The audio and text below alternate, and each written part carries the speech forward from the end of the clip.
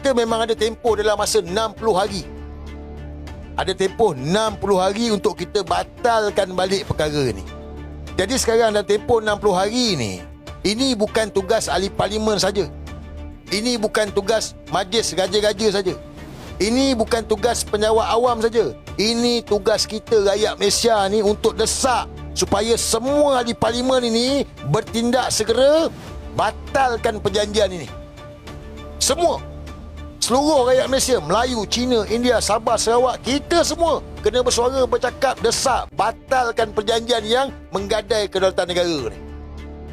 Semua mesti bercakap. Mesti keluarkan fakta bahawa negara tergadai. Korang boleh cari fakta-fakta ni semua. Ulas ikut kemampuan. Buat PTT, buat poster, buat AI, buat apa-apalah. Tak kisah, janji, sedarkan yang lain untuk sama-sama bangkit, gerakkan benda ni, batalkan perjanjian ni. Dapat? Okey. Gaja-gaja. Ada lagi orang bertikai. Habis gaja-gaja buat apa? Saya dah bagi tahu banyak kali, gaja-gaja ada tugas dia. Peranan yang dimainkan oleh gaja-gaja ni besar.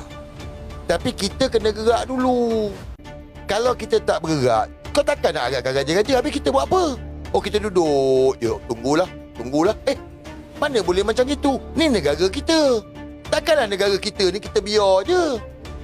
Kita kena bersuara lah. Gaja-gaja akan sampai part dia. Ahli parlimen pembangkang dah mulakan benda ni. Tun Mahathir pun dah gerakkan. Banyak yang dah bergabung ni tentang nak bangkitkan supaya batalkan perjanjian ni. Baik rakyat kena tunjuk kita punya ketidakpuashatian kita ni dalam perjanjian yang Anwar Ibrahim buat. Kita ada tempoh 60 hari daripada tarikh perjanjian untuk kita batalkan perjanjian ini. Tapi kalau kita senyap, kita tak bersuara, tak nampaklah gelombang tu. Kita kena create gelombang ni supaya semua rakyat protes, bantah, tolak perjanjian ART yang Anwar Ibrahim buat. Boleh? Ikut kemampuan kita. Boleh Mantap.